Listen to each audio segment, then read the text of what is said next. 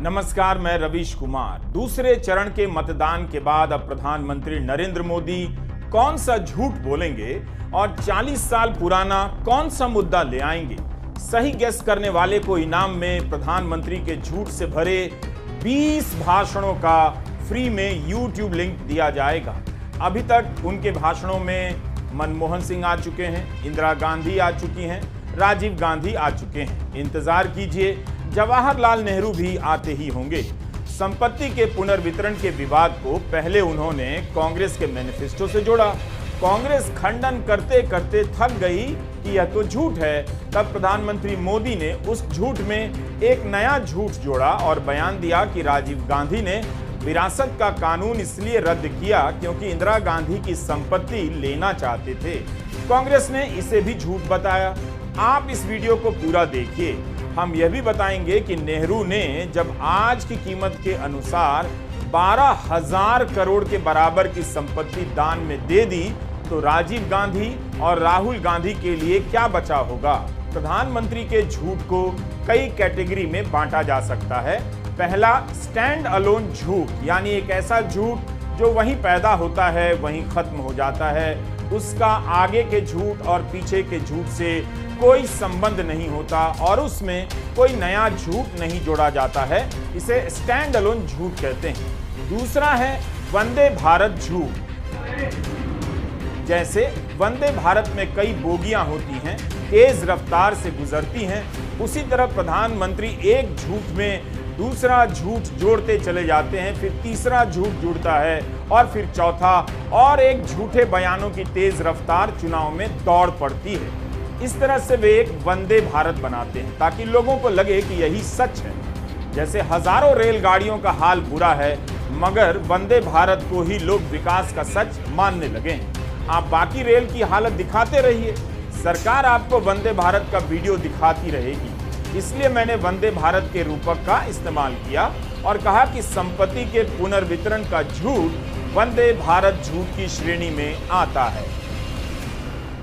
अगर प्रधानमंत्री मोदी और बीजेपी की राजनीति से एक सप्ताह के लिए धर्म से जुड़े मुद्दों को हटा दिया जाए तो उनके भाषण में क, ख, ग, घ, अंग, च, छ, ज, झ, इय ये सब भी नहीं बचेगा। उनके भाषण में या मंच पर या पोस्टरों में जो भी चमकता हुआ दिख रहा है वह धार्मिक लिबास और पताके का नया कपड़ा है। इस चुनाव में प्रधानमंत्री मोदी को जितना भी वोट मिले वे जीत जाएं या सिकंदर हो जाएं, लेकिन यह भी सच है कि इस चुनाव में उनकी झूठ की बहुत बुरी हालत हो रही है। बोलते ही लोग टूट पड़ते हैं और खंडन कर उस झूठ को धूल मिट्टी में मिला देते हैं। अफसोस कि उसके बाद भी हिंदी के थर्ड क्लास अखबार बयान के रूप में उसे छापते रहते हैं ताकि आपको वो झूठ मिलता रहे।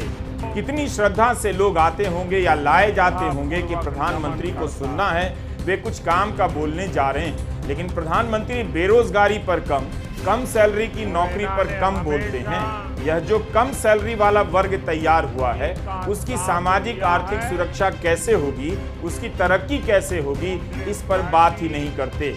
भारत में ज्यादातर नौकरियां कम सैलरी की होने लगी हैं। काम करने वालों की मजदूरी बढ़ती नहीं, उसमें ठहराव सा आ गया है। मजदूरी बढ़ने के बाद भी महीने का 10,000 कमाना मुश्किल है। अंतर्राष्ट्रीय श्रम संगठन की 2024 की world employment and social outlook report के अनुसार भारत का अस्थायी कामगार 375 रुपए की दिहाड़ी से भी कम कमाता है। जो लोग नौकरी भी करते हैं उनमें से 54% को किसी प्रकार की सामाजिक सुरक्षा यानी मेडिकल इंश्योरेंस या पेंशन वगैरह नहीं मिलती है। जो महिला 2017-18 में एक महीने में 5,955 रुपए कमाती थी, उसकी कमाई 2022-23 में घट गई 5,337 रुपए हो गई। इस रैली में जो चेहरे दिख रहे हैं मुमकिन है ज्यादातर इसी कैटेगरी में आते हों। तो क्या इनके लिए ये मुद्दा नहीं होगा कि उनकी कमाई पर कितना दबाव है, खर्चा नहीं चल रहा, महंगाई आसमान पर है? क्या ये लोग दूर की बातों पर, अतीत की बातों पर ही भावुक होते रहते हैं? मैं आज देश के सामने पहली बार एक दिलचस्प तथ्य आपके सामने रखना चाहता हूं। जब देश की एक प्रधानमंत्री बहन इंदिरा जी नहीं रही तो उनकी जो मिल्कत थी, उनकी जो प्रॉपर्टी थी, वो उनकी संतानों को मिलनी थी। लेकिन पहले ऐसा कानून था कि वो उनको मिलने से पहले एक हिस्सा सरकार ले लेती थी। कांग्रेस ने पहले ऐसा कानून बनाया था। तब चर्चा थी और व्यापक रूप से चर्चा थी कि जब इंदिरा जी नहीं रही और उनके बेटे राजीव गांधी जी को ये प्रॉपर्टी मिलने की थी, लिख करके गई थी, तो अब सरकार को पैसा चला ना जाए, प्रॉपर्टी को बचाना था, तो इन्होंने क्या कर दिया, उस प्रॉपर्टी को बचाने के लिए अपनी माता इंदिरा गांधी से मिले हुए पैसों को बचाने के लिए उस समय के प्रधानमंत्री श्रीमान राजीव गांधी ने अपनी संपत्ति बचाने के लिए पहले जो इनहेरिटेंस कानून था उसको समाप्त किया और खुद के पैसे बचा लिए। खुद पर आई तो कानून हटा दिया और अब वहां मामला निपट गया। तो आज फिर सत्ता पाने के लालच में ये लोग वही कानून ज्यादा कड़ाई से वापस लाना चाहते हैं। मध्य प्रदेश के मुरैना की सभा में प्रधानमंत्री ने इंदिरा गांधी वाला उदाहरण दे दिया, जिसका कांग्रेस ने खंडन भी किया। लेकिन पहले आप ये देखिए कि मुरैना मध्य प्रदेश का एक गरीब जिला है। यहाँ के लोग आज अपनी आर्थिक तंगी से परेशान होंगे, लेकिन प्रधानमंत्री ने बहस की दिशा ही मोड़ दी और लगे संपत्ति के पुनर्वितरण, बंटवारे, इन सब की बात करने और बताने लगे कि कांग्रेस के मैनिफेस्टो में ऐसा लिखा है, जबकि ऐसा नहीं है। गरीब और मिडिल क्लास की हालत बहुत खराब है। इस पर बात होती तो इंदिरा गांधी ने क्या किया, उनके बेटे राजीव गांधी ने उनकी संपत्ति के लिए क्या किया, इन सब की जरूरत नहीं पड़ती और वो भी इससे लेकर झूठ बोलने की जरूरत नहीं पड़ती। कांग्रेस ने जवाब में कहा है कि इंदिरा गांधी ने अपनी सारी संपत्ति जवाहरलाल नेहरू मेमोरियल फंड में दान कर दी थी। अगर प्रधानमंत्री ने यहां तक बता ही दिया कि राजीव गांधी ने इंदिरा गांधी की संपत्ति हासिल करने के लिए बाप दादा की संपत्ति पर लगने वाले टैक्स के कानून को हटा दिया, तो यह भी बता देते कि इसके बाद राजीव गांधी को कहां-कहां संपत्ति विरासत में मिली और वो संपत्तियां कहां हैं। जवाहरलाल नेहरू ने तो अपनी सारी संपत्ति दान कर दी थी। कांग्रेस ने कहा है कि इंदिरा गांधी की संपत्ति की कोई विरासत नहीं, जिसके लिए राजीव गांधी को कानून बदलना पड़ता। चुनाव हारने के बाद इंदिरा गांधी के पास रहने के लिए घर नहीं था। एक प्रसंग चल रहा है कि जयप्रकाश नारायण ने पूछा था कि इंदु तुम्हारा खर्चा कैसे चलेगा। जाहिर है अगर बहुत पैसा होता तो जेपी, जो इंदिरा गांधी पर भ्रष्टाचार के आरोप लगाया करते थे, यह सवाल नहीं करते कि हारने के बाद खर्चा कैसे चलेगा।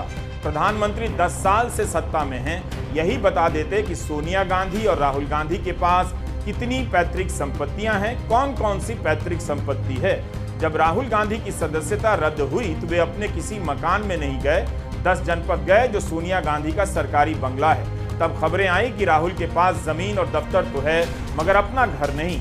वायनाड से पर्चा भरते हुए उन्होंने दिखाया है कि 11.14 करोड़ की अचल संपत्ति है। ये कोई बहुत ज्यादा भी तो नहीं। तो मैं प्रधानमंत्री को दूसरी चुनौती दे रहा हूं कि इस न्याय पत्र में वो बताएं किस पन्ने पर हमने धन पुनर्वितरण का जिक्र किया है। हमने कहा है कि हम मंगलसूत्र लेंगे निम्न मध्य वर्गों परिवारों से, मध्य वर्ग के परिवारों से, गरीब के परिवारों से, और किसी और को मंगलसूत्र पहनवाएंगे। जो व्यक्ति मंगलसूत्र का सम्मान नहीं किया है अपने जीवन में, आज वो मंगलसूत्र के बारे में बोल रहे हैं। हमने ये कभी नहीं कहा है। और हकीकत क्या है मैं आपको बताऊं। पिछले 10 साल में ये रिजर्व बैंक ऑफ इंडिया के आंकड़े हैं, ये कांग्रेस पार्टी के आंकड़े नहीं हैं। ये आपको मैं भिजवा दूंगा। और ये आरबीआई के आंकड़े क्या कहते हैं कि 2024 में, यानी कि इस साल 31 मार्च तक 1 लाख करोड़ ऋण हमारे परिवारों का है जिन्होंने बैंकों से ऋण लिया है सोना गिरवी रखकर, और जिसको कहा जाता है गोल्ड लोन। एक जमाने में ओल्ड लोन हुआ करता था, मोदी के जमाने में गोल्ड लोन हो गया। पिछले 10 सालों का नतीजा यह है कि 2024 में करीब 1.5 करोड़ परिवार हैं हमारे देश में, 1.5 करोड़, जिन्होंने बैंकों से ऋण लिया है। और आज वो ऋण कुल मिलाकर जो बकाया ऋण है 31 मार्च को 1 लाख करोड़ है, और ये सिर्फ बैंकों से लिया गया है, असंगठित क्षेत्र के संस्थाओं से नहीं, साहूकारों से नहीं, ये बैंकों से। अगर आप सब जोड़ेंगे, साहूकारों से जो ऋण लिया गया है सोना गिरवी रखकर, असंगठित क्षेत्र के संस्थाओं से ऋण लिया गया है सोना गिरवी रखकर, और बैंकों से ऋण लिया गया है सोना गिरवी रखकर, अगर आप तीनों को मिलाएंगे तो आपको ये पता चलेगा कि हमारे देश के हर 4 परिवारों में से एक परिवार ने सोना गिरवी रखकर ऋण लिया है पिछले 10 सालों में। और ये प्रधानमंत्री मंगलसूत्र की बात करते हैं, सोना की बात करते हैं, ये हकीकत है। कांग्रेस की वेबसाइट पर लिखा है कि भारत की आजादी के बाद आर्थिक स्थिति देश की अच्छी नहीं थी। उस समय जवाहरलाल नेहरू आगे आए और उन्होंने अपनी 98% संपत्ति देश को दान में दे दी। उस समय पंडित नेहरू ने 196 करोड़ की संपत्ति दान में दी थी। आज के समय में यह करीब 12,000 करोड़ के बराबर होती है। इस नेहरू को पिछले 10 साल में क्या क्या नहीं कहा गया। अगर प्रधानमंत्री मोदी या झूठ नहीं बोलते कि कांग्रेस के मैनिफेस्टो में आपकी संपत्ति को लेकर दूसरे को देने की बात है, तो इन 2 दिनों में आपका, आपके बच्चों का आर्थिक वर्तमान कैसा है, भविष्य कैसा है, इस पर ज्यादा चर्चा होती, बातें होती। फरवरी 2024 में मोदी सरकार ने संसद में बताया कि 1 करोड़ से अधिक कमाने वाले लोगों की संख्या इस देश में मात्र 2,16,000 है। आबादी 140 करोड़ और इसमें 1 करोड़ कमाने वाले 2.25 लाख लोग ही हैं। उसमें से भी 25 करोड़ की संपत्ति वाले और भी कम। राहुल गांधी ने कभी भी नहीं कहा कि आम लोगों की बाप दादा की संपत्ति लेकर किसी और में बांट दी जाएगी। राहुल ने तो यही कहा है कि जिन 22 अमीर लोगों को मोदी सरकार ने 10 साल में 16 लाख करोड़ का कर्जा माफ किया है, उसका छोटा सा भी हिस्सा अगर गरीब लोगों को दे दिया जाए तो उनका कल्याण हो जाएगा। इस बात को बीजेपी ने पूरा ही घुमा दिया। कभी कहने लग गई कि मंगलसूत्र मुसलमानों में बांटने जा रही है कांग्रेस, तो कभी कहने लग जाती है कि आपका मकान लेकर लोगों में बांट दिया जाएगा। मोदी जी ने पिछले 10 साल 20-25 लोगों को अरबपति बनाया है। हिंदुस्तान का पूरा धन उन्होंने उन व्यक्तियों को दिया। पूरा का पूरा फायदा नरेंद्र मोदी जी ने अदानी जैसे लोगों को दिया है। हिंदुस्तान के एयरपोर्ट, हिंदुस्तान के पोर्ट, हिंदुस्तान का इंफ्रास्ट्रक्चर, डिफेंस की इंडस्ट्री, सोलर पावर की इंडस्ट्री, विंड पावर की इंडस्ट्री, पूरा का पूरा नरेंद्र मोदी जी ने अदानी और अदानी जैसे लोगों को पकड़ा दिया है। और गरीबों को कुछ नहीं मिला। कर्नाटक में हम 5 गारंटी देते हैं और आप जानते हो कि कर्नाटक में गरीबों को कितना फायदा हुआ है।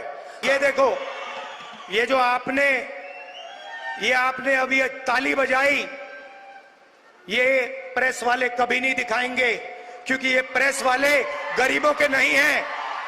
भारत की आर्थिक हालत को लेकर सरकार बड़े बड़े दावे करती है। मगर ऐसा है नहीं कि हर दूसरे से मकान लेकर तीसरे को दे दिया जाए। टाइम पत्रिका में देबाशीष रॉय चौधरी का विश्लेषण छपा है कि सामान्य तथ्यों से पता चल जाता है कि मोदी के दूसरे कार्यकाल में भारत की जीडीपी ने 1990 के बाद से सबसे कम तरक्की की है। यही नहीं, जिस रेट पर मनमोहन सिंह के दौर में आपकी कमाई बढ़ रही थी, मोदी के दौर में उससे आधे रेट पर बढ़ रही है। प्रति व्यक्ति आय के आंकड़े इसका सच बता देते हैं।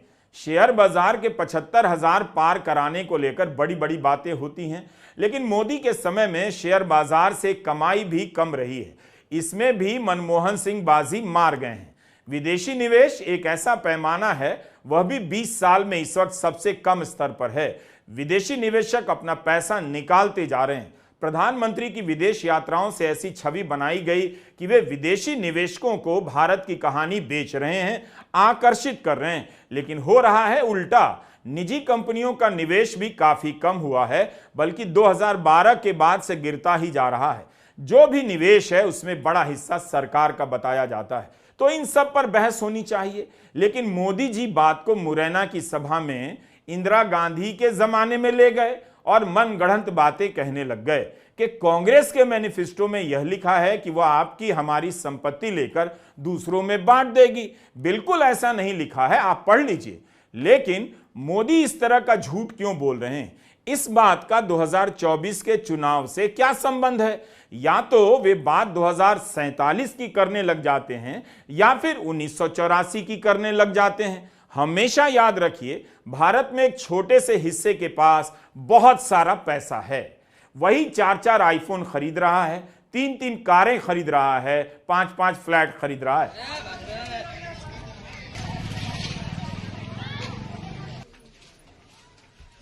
तो इस हिसाब से आपको लगेगा कि बहुत पैसा है, मगर जब आप गांव देहात से लेकर दिल्ली की अस्थायी बस्तियों में रहने वाले लाखों लोगों को देखते हैं, तब पता चलता है कि कुछ लोग करोड़पति से अरबपति हो गए, मगर ज्यादातर लोगों के लिए 10,000 महीने की कमाई ही असंभव है। अगर इससे दिक्कत है तो बिहार से अमृतसर कमाने जा रहे लोगों और उनकी इस ट्रेन का हाल देख लीजिए। आपको पता चल जाएगा कि भारत में इस स्तर की गरीबी भयंकर हो चुकी है, जहां पैसा इतना ही होता है कि आदमी बस जी रहा है, यहां से वहां जा रहा है। परिवारों की बचत 47 साल में सबसे कम है, वह किसी तरह गुजारा कर रहा है। हाउसिंग सोसाइटी या शहरों के एक छोटे से हिस्से में रहने वाला मिडिल क्लास मानने को तैयार ही नहीं है कि आज के भारत की आर्थिक हालत बहुत खराब है। इसलिए वह प्रधानमंत्री मोदी के झूठ को गले लगा लेता है कि बुराई तो 30 साल पहले थी, आज तो अच्छाई ही अच्छाई है। प्रधानमंत्री पिछले कुछ दिनों से 400 पार के नारा छोड़ दिया है और अपनी 56 इंच की छाती को मोदी की गारंटी बोलने भी छोड़ दिया है। और इतने भौखलाए गए हैं, इतने परेशानी में हैं, इतने पीड़ित हैं कि वो अभी नए भाषा का इस्तेमाल कर रहे हैं। ध्रुवीकरण हमेशा उनका हथियार रहा है, पर इस बार जिस भयंकर तरीके से खुले आम ध्रुवीकरण की भाषा इस्तेमाल कर रहे हैं और जिस तरीके से वो झूठ फैला रहे हैं, मैं समझता हूं जरूरी है इसका खंडन करना। इस वीडियो में हम आगे कांग्रेस और बीजेपी के मैनिफेस्टो की भी बात करेंगे, उस हिस्से की जहां युवाओं को लेकर वादे किए गए हैं। आपको पता चल जाएगा कि क्यों मोदी बीजेपी के मैनिफेस्टो की ज्यादा बात नहीं करते, कांग्रेस की करते हैं। वही नहीं, गोदी मीडिया भी बीजेपी के मैनिफेस्टो की दिन रात चर्चा नहीं करता है। आपको यह भी पता चलेगा कि देश में झूठ और नफरती बातों पर बहस क्यों होती है, क्योंकि ज्यादातर लोग इसी पर बहस करने लायक बनाए गए हैं। उनका दिमाग तभी जागता है, एक्टिव होता है, जब उन्हें मुसलमान आ जाएंगे, मुसलमान खा जाएंगे सुनाई देता है। शायद इसीलिए भी प्रधानमंत्री अपनी सभाओं में किसी ना किसी बहाने मुसलमान का नाम ले आते हैं। ऐसे में आप किसे बताएंगे कि पिछले वित्त वर्ष में भारत का निर्यात 3% कम हो गया और कच्चे तेल का आयात 14% बढ़ गया? सुनेगा कौन? कांग्रेस ने अपने घोषणा पत्र में युवाओं पर बात करते हुए लिखा है कि आज बेरोजगारी दर 8% है और स्नातकों के बीच बेरोजगारी दर 40% से अधिक है। 25 साल से कम उम्र के हर डिप्लोमा धारक को अप्रेंटिसशिप का अधिकार लेकर आएगी, जिसके तहत प्रशिक्षण मिलेगा और हर साल 1 लाख रुपए का मानदेय दिया जाएगा। कांग्रेस ने अपने घोषणा पत्र में कहा है कि वह 30 लाख केंद्रीय पदों को भरेगी और पेपर लीक के मामले में फास्ट ट्रैक कोर्ट के गठन के अलावा पीड़ितों की आर्थिक सहायता भी करेगी। भाजपा के संकल्प पत्र में बेरोजगारी का कोई आंकड़ा नहीं दिया गया है। लिखा है कि पिछले 10 वर्षों में 1.4 करोड़ से अधिक युवाओं को पीएम कौशल विकास योजना के अंतर्गत कौशल प्रशिक्षण से कुशल बनाया जा रहा है। इनमें से कितनों को काम मिला, कितने कितना कमा रहे हैं, इसका कोई डेटा नहीं। 27 लाख करोड़ से अधिक के निवेश के साथ पीएम मुद्रा योजना के अंतर्गत 46 करोड़ से अधिक ऋण प्रदान किए गए। इससे भी कितनों को काम मिला, रोजगार बढ़ा, इस पर कोई आंकड़ा नहीं। केवल यही लिखा है कि इससे रोजगार और स्वरोजगार के अवसर प्रदान हुए। बीजेपी ने कहा है कि मुद्रा लोन की सीमा 20 लाख तक कर दी जाएगी। संकल्प पत्र में लिखा है कि भाजपा ने पारदर्शी तरीके से परीक्षाएं कराई हैं और लाखों भर्तियां की हैं, मगर संख्या नहीं दी गई। आगे भी नियुक्ति कराने की बात है, मगर कांग्रेस के 30 लाख भर्तियां कराने की तरह संख्या नहीं दी गई है। भाजपा ने 2024 में पेपर लीक के खिलाफ लाए गए कानून के बारे में लिखा है कि हम इसे सख्ती से लागू करेंगे, जबकि यह कानून मोदी सरकार के कार्यकाल के आखिरी साल में पास हुआ। उसके बाद ही तो उत्तर प्रदेश सरकार को पुलिस कांस्टेबल भर्ती का पेपर रद्द करना पड़ा, जिसमें 60,000 पदों के लिए 50 लाख छात्रों ने अप्लाई किया था। प्रधानमंत्री मोदी पेपर लीक के मसले पर यूपी में चुप रह जाते हैं, लेकिन राजस्थान जाते ही वहां मुद्दा बना देते हैं। पेपर लीक यानी नौजवानों के भविष्य के साथ इतना बड़ा खिलवाड़। वो कहते हैं कि राजस्थान में जो पेपर लीक हुआ, वो पेपर लीक में गहलोत सरकार, कांग्रेस के गहलोत की सरकार खुद शामिल थी और कोई और नहीं कह रहा है। जो कांग्रेस के मुख्यमंत्री के कार्यालय में काम करने वाले सज्जन थे, वो कह रहे हैं। आप बताइए मेरे नौजवानों, इससे बड़ा पाप, इससे बड़ा धोखा मेरे देश के युवाओं के साथ नहीं हो सकता है। यानी राजस्थान में अब कांग्रेस का ही पेपर लीक हो गया है। यही कांग्रेस की सच्चाई है। इसलिए देश के युवाओं को, हमारे फर्स्ट टाइम वोटर्स को कांग्रेस से बहुत सतर्क रहना है। उसको कैंटीन नहीं मिलेगी, उसको पेंशन नहीं मिलेगी, उसको ट्रेनिंग 6 महीने की मिलेगी। चाइना का जवान 5 साल ट्रेनिंग करके आएगा और हमारा अग्निवीर 6 महीने की ट्रेनिंग लेकर उसके सामने खड़ा हो जाएगा। नतीजा आपको मालूम है। यह जो अग्निवीर योजना है, हमारी सरकार बनेगी, इसको हम रद्द कर देंगे, उठा के फाड़ के फेंक देंगे। और जैसे पहले होता था, पेंशन मिलेगी, शहीद का दर्जा मिलेगा, कैंटीन मिलेगी। देखिए, ये अग्निवीर योजना सेना नहीं चाहती, ये प्रधानमंत्री का निर्णय है। पीएम ऑफिस ने ये योजना बनाई है। सेना को ये नहीं चाहिए और हम इसको रद्द करने जा रहे हैं। पेपर लीक की बात आप जानते हो, आपको सालों काम करना पड़ता है, पढ़ाई करनी पड़ती है। पेपर के दिन आपको पता लगता है कि पैसा देकर बेईमानों ने पेपर लीक करवा दिया और आप देखते रह गए। हम एक कानून लाएंगे, जिसने भी ये पेपर लीक का काम किया उसे कड़ी से कड़ी सजा मिलेगी। और ये जो आजकल फैशन बना रखा है कि प्राइवेट कंपनियां पेपर चेक करवा रही है, इसको हम बंद करवा देंगे। प्रधानमंत्री मोदी एक झूठ पर कभी नहीं टिकते। उन्होंने शुरू किया कि कांग्रेस का मैनिफेस्टो मुस्लिम लीग की सोच से जुड़ा है। जब इसे चुनौती दी गई कि मैनिफेस्टो में हिंदू और मुसलमान शब्द ही नहीं है, तो प्रधानमंत्री कहने लग गए कि उसमें लिखा है मंगलसूत्र लेकर मुसलमानों में बांटा जाएगा।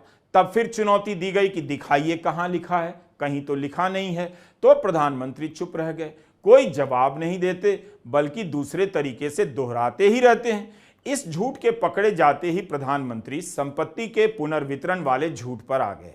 इस पर भी चुनौती दी गई कि बताइए मैनिफेस्टो में कहां लिखा है, तो इस बात पर आ गए कि कर्नाटका में मुसलमानों को आरक्षण मिला हुआ है और कांग्रेस इसे देश भर में लागू करना चाहती है। इस झूठ की भी पोल खुल गई। कर्नाटका में 30 साल से यह आरक्षण है, गुजरात में भी है, बिहार में भी है और यह बीजेपी के शासन में भी रहा है और चलता रहा है। इसलिए कांग्रेस अध्यक्ष मल्लिकार्जुन खड़गे ने प्रधानमंत्री को पत्र लिखा कि वे उनसे मिलकर कांग्रेस के न्याय पत्र के बारे में समझाना चाहते हैं। खड़गे कमजोर नेता नहीं हैं, न ही लिखा हुआ भाषण पढ़ने वाले नेता हैं। जाहिर है, जिस प्रधानमंत्री ने 20 साल में कोई प्रेस कॉन्फ्रेंस नहीं की है, वो मल्लिकार्जुन खड़गे को बुलाकर मैनिफेस्टो पर बात नहीं कर सकते। दरअसल प्रधानमंत्री को पता है कि ज्यादा बात करने पर जनता को याद रह जाएगा। जिस तरह वह 2014 में 2 करोड़ नौकरी के वादे को अभी तक याद रखती है, 15 लाख रुपए देने के वादे को अभी तक याद रखती है। आप बताइए, क्या उस तरह से आपको 2019 के किसी वादे की याद है? 2024 के किसी वादे का पता है? दरअसल प्रधानमंत्री को पता चल गया है कि मैनिफेस्टो पर ज्यादा बात करने से जनता याद कर लेगी। जिस तरह से 2014 में 2 करोड़ नौकरियों की बात बार बार दोहराती है, उसी तरह से 2024 के किसी वादे को दोहराने लग जाएगी। विपक्ष बार बार हमला कर रहा है कि देश का संविधान खतरे में है। जांच एजेंसियों का इस्तेमाल हो रहा है विपक्ष को खत्म करने में। क्या इस मुद्दे को खत्म करने के लिए लगातार नया नया झूठ बोला जा रहा है ताकि इससे जनता का ध्यान हट जाए? अब देखिए, एक तरफ कहा जाता है कि जांच एजेंसियों में कोई राजनीतिक हस्तक्षेप नहीं है, कानून के हिसाब से ये एजेंसियां काम करती हैं। दूसरी तरफ शरद पवार की पार्टी से निकलकर अजीत पवार जब बीजेपी की सरकार में हिस्सेदार बनते हैं, तो उनसे और उनके परिवार से पुराने मुकदमे वापस ले लिए जाते हैं। तो बताइए, ये कानून का कौन सा हिसाब हुआ? कि आप तक यह खबर पहुंच गई है कि 25,000 करोड़ के कोऑपरेटिव बैंक घोटाले में महाराष्ट्र के उप मुख्यमंत्री अजीत पवार और उनकी पत्नी सुनेत्रा पवार को क्लीन चिट दे दी गई है।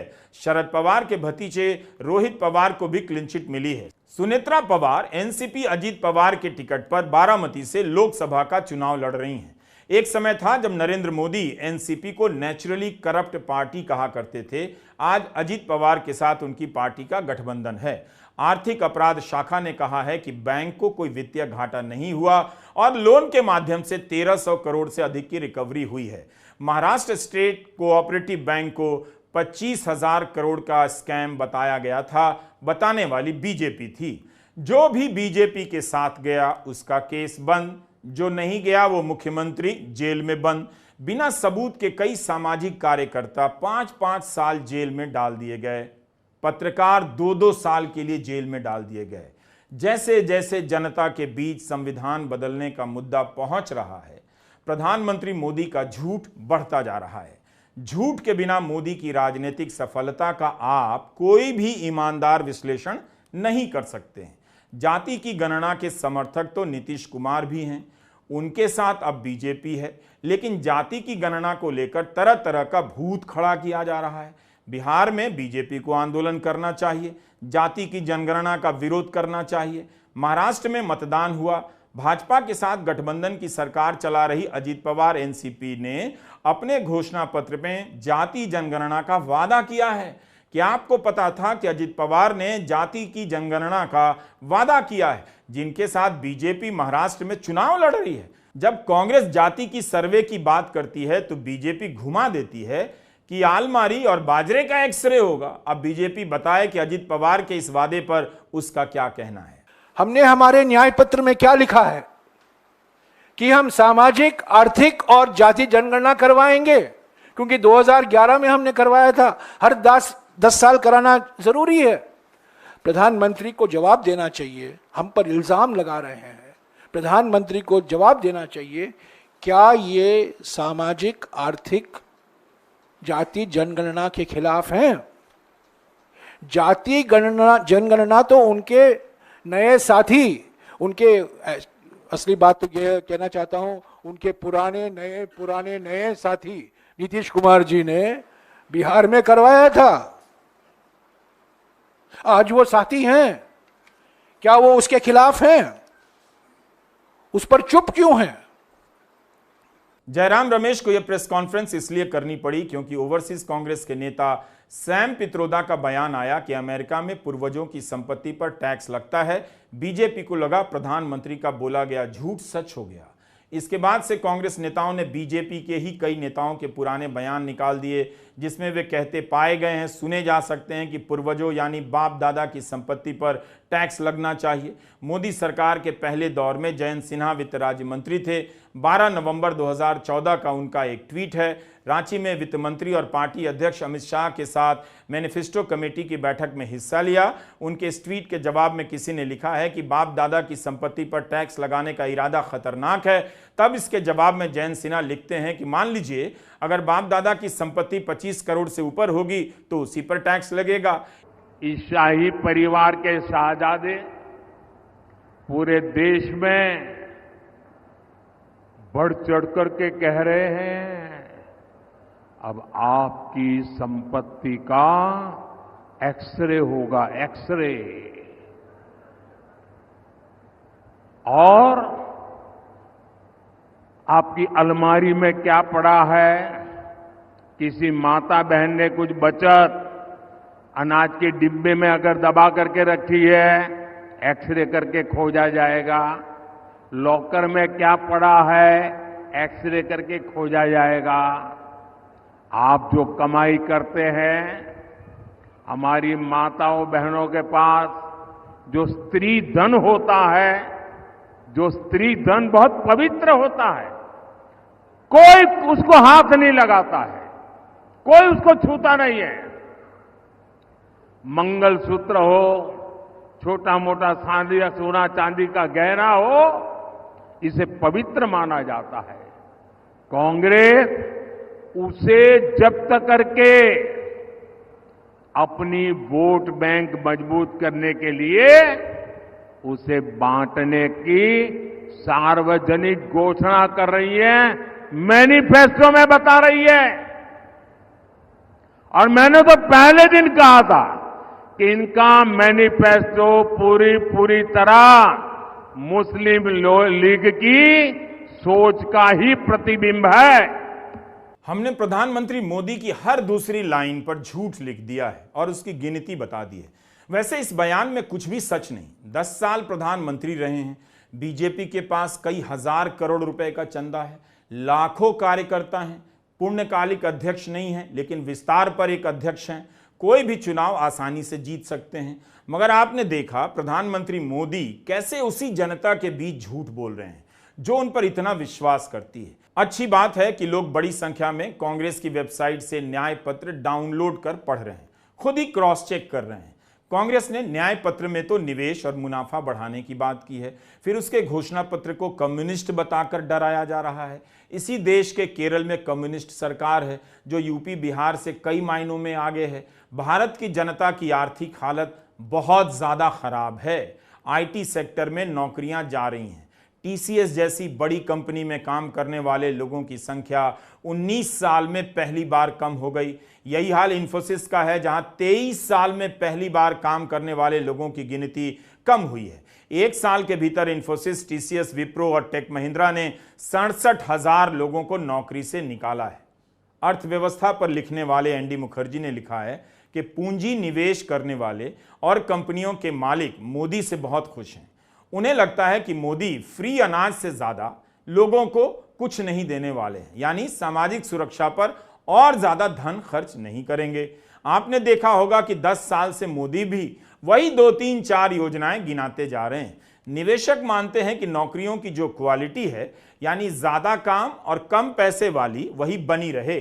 तीसरी बार सत्ता में मोदी आ गए तो प्राइवेट सेक्टर पर लगाम नहीं लगाया जाएगा। इसके मतलब क्या है वैसे भी इस चुनाव में तो कांग्रेस के मैनिफेस्टो पर अनाप शनाप बोलने का चलन बढ़ गया है। आपको याद भी नहीं होगा कि खुद प्रधानमंत्री मोदी ने क्या नया वादा किया है। दूसरी तरफ आम आदमी आज भी साबुन और शैंपू के लिए तरस रहा है। लोगों के पास खरीदने और खाने के पैसे नहीं, इसलिए मनरेगा में काम की मांग बढ़ रही है ताकि कुछ भी काम मिल जाए और कुछ पैसा मिल जाए। उल्टा 2019 से मनरेगा का बजट हर साल घटता जा रहा है। अगर आपको लगता है कि धर्म की राजनीति से भला होगा, मंदिर बनाने से भला होगा, तो बिल्कुल अपने बच्चे को कहिए कि इंजीनियरिंग की पढ़ाई छोड़ दे, गौरक्षा और मंदिर बनाने के काम में अभी से लग जाए। उसके साथ घर का जो सबसे जहरीला घोर सांप्रदायिक सदस्य है किसी भी उम्र का, उससे भी कहिए कि इसी काम में लग जाए। टीसीएस और इंफोसिस पर बहस करके क्यों वक्त बर्बाद करना। नमस्कार, मैं रवीश कुमार।